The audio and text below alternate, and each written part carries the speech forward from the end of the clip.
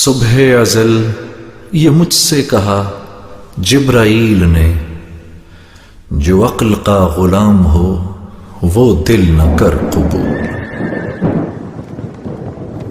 Programme پیش خدمت ہے تاریخ اور حریت اسلام، تحریر تحقیق آواز ابن آدم، پروڈیوسر ندا نئی، پیشکش Riphah Institute of Media sciences.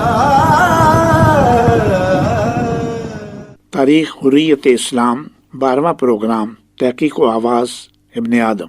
جمہور کے فیصلے کے آگے سر تسلیم خم کر دو۔ حضرت طلحہ عشرہ مبشرہ کے بزرگوں میں سے تھے اور ان 6 اصحاب میں سے تھے جن کے متعلق حضرت عمر نے فرمایا تھا کہ باہمی مشورہ کے ساتھ ان میں سے کسی کو خلیفہ منتخب کر لیا جائے۔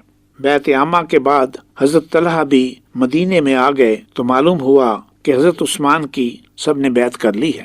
حضرت طلحہ رسول کریم صلی اللہ علیہ وسلم کے تربیت یافتہ تھے اور اس حریت و مساوات اور ادب و اخلاق کے نمونہ تھے جو آن حضرت صلی اللہ علیہ وسلم کے طفیل آپ کو حاصل ہوا تھا۔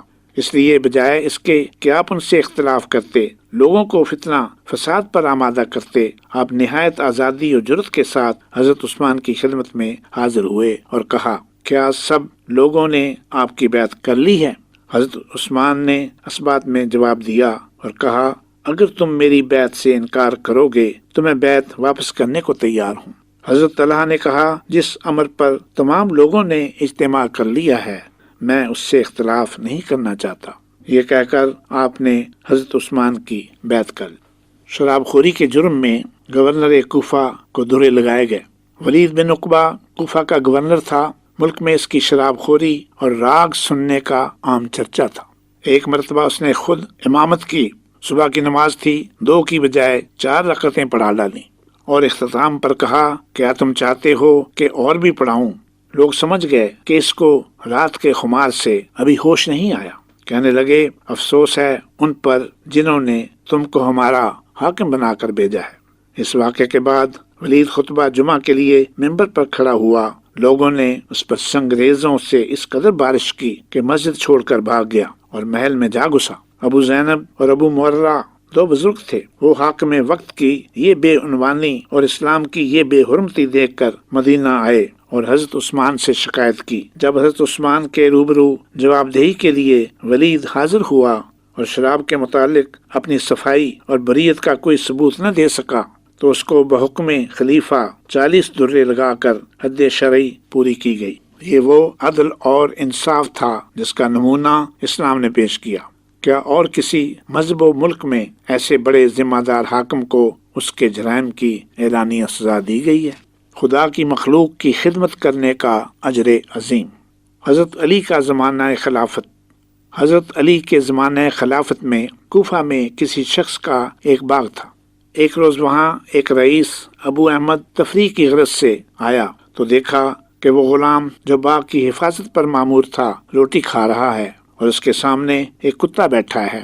ایک لقمہ وہ کتے کو کھلاتا ہے اور ایک لقمہ وہ خود کھاتا ہے اور اس بات کا بڑا لحاظ رکھتا ہے کہ لقمے چھوٹے بڑے نہ ہوں۔ وہ کھانے سے فارغ ہوا تو ابو احمد اس کے نزدیک گئے اور اس سے پوچھا، کیا تم نے اس کتے کو پال رکھا ہے؟ اس نے کہا، نہیں، یہ اجنبی کتا ہے۔ بو کے مارے میرے سامنے ہانپنے لگ گیا۔ میں کھانا کھا رہا تھا۔ میں نے مروت کے خلاف سمجھا کہ خدا کی ایک مخلوق میرے سامنے بھوکی بیٹھی رہے اور میں شکم سے رو کر کھاؤں، اس لیے اس کو بھی کھلا دیا۔ ابو احمد نے کہا، کھلانے میں کوئی مذائقہ نہیں، لیکن تم لقمے میں جانچ کیوں کرتے تھے؟ اس نے کہا کہ میں نے نیت کر لی تھی کہ اپنی روٹی میں سے آدھی خود کھاؤں گا اور آدھی کتے کو کھلاؤں گا، اس لیے میں بہت خیال رکھتا تھا کہ لقمے چھوٹے بڑے نہ ہوں جو میری نیت کے خلاف ہوں اور اللہ تعالیٰ مجھے پکڑے۔ ابو احمد اس بات کو سن کر بہت خوش ہوئے اور اس غلام کی بے انتہا عزت ان کے دل میں بیٹھ گئی۔ وہ اسی وقت اس غلام اور باغ کے مالک کے پاس گئے اور دونوں کو خرید لیا۔ اس کے بعد اس غلام کے پاس آئے اور کہا، تمہاری نیت اور اثار سے میرا دل بہت خوش ہوا۔ اس اثار کے صلے میں تمہیں اور اس باغ کو میں نے خرید لیا ہے۔ اب میں تم کو آزاد کرتا ہوں اور یہ باغ تم کو دیتا ہوں۔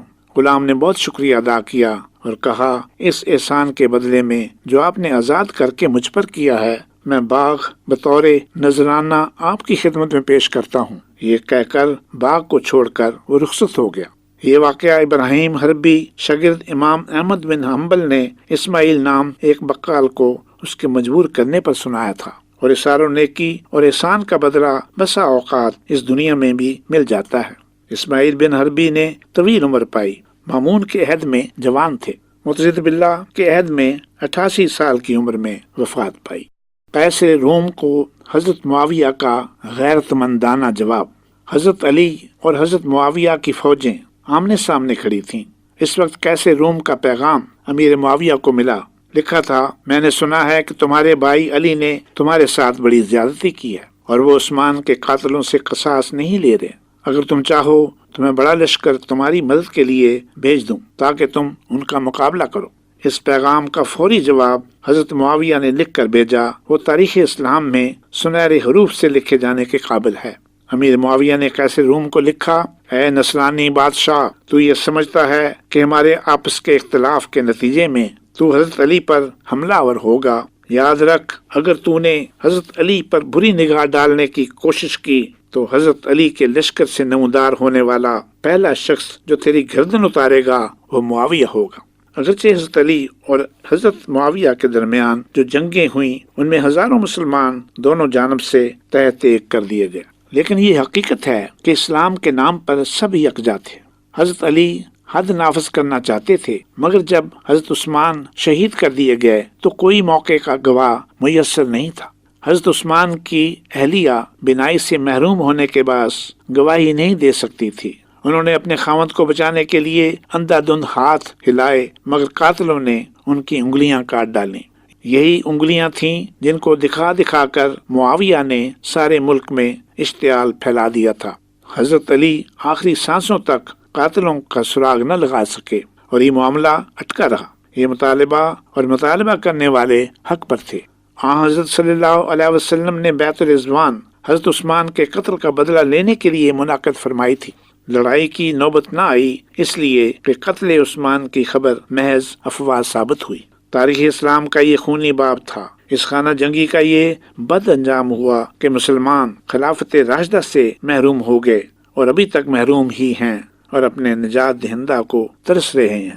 پرفتن دور کی نشانیاں اور مسلمانوں کے لیے طرز عمل، صفحہ 58۔ تلاوت قرآن کریم کے دوران حاکم وقت کی پرواہ نہ کی۔ بصرہ میں بزمانہ خلافت حضرت عثمان ایک بزرگ عامر بن عبد قیس بڑے عابد اور تارک الدنیا تھے۔ عبداللہ بن عامر امیر بصرہ معرفقہ کی زیارت کو چلے۔ عمران ایک شخص پہلے روانہ ہوا تاکہ عامر بن عبد قیس کو ان کے آنے کی قبل از وقت اطلاع دے۔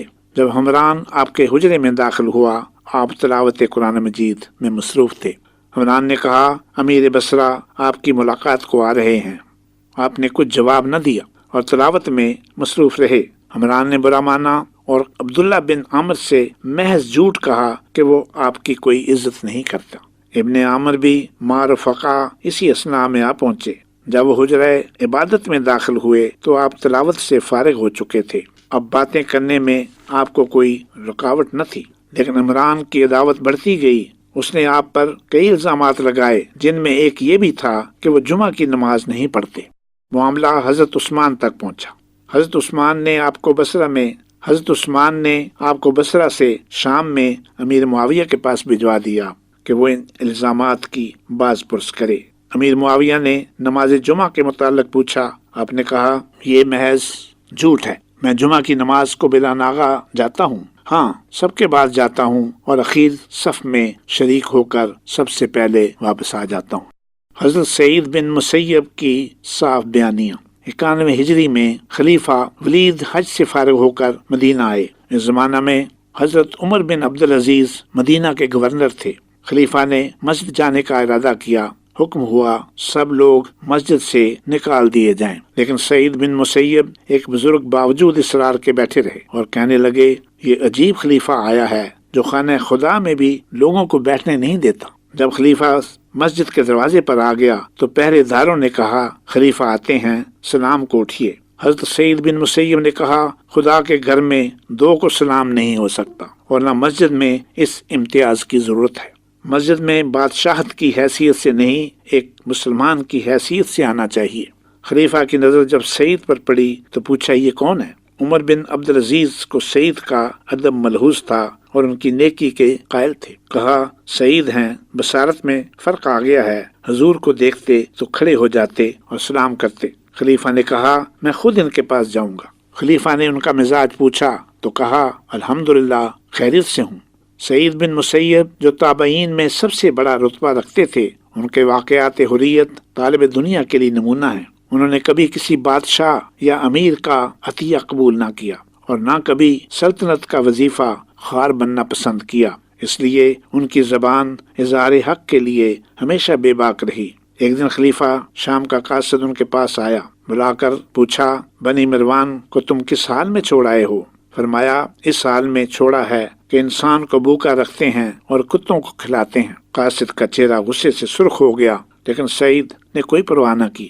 دوستوں نے کہا کیوں اپنی جان کے درپے ہوتے ہو؟ جواب دیا جب تک حق پر ہوں خدا مجھے بے یار و مددگار نہ چھوڑے گا۔ ایک دن قاصد شاہی مکتوب لے کر حاضر ہوا، انہوں نے اس مکتوب کو بکری کے منہ میں دے دیا، وہ چبا گئی۔ فرمایا اس کا یہی جواب ہے۔ ابھی آپ پروگرام سن رہے تھے تاریخ اور حریت اسلام، تحریر و تحقیق و آواز Ibn Adam, recording engineer Wajid Mahmood, producer Nida Naeem, پیشکش Riphah Institute of Media sciences.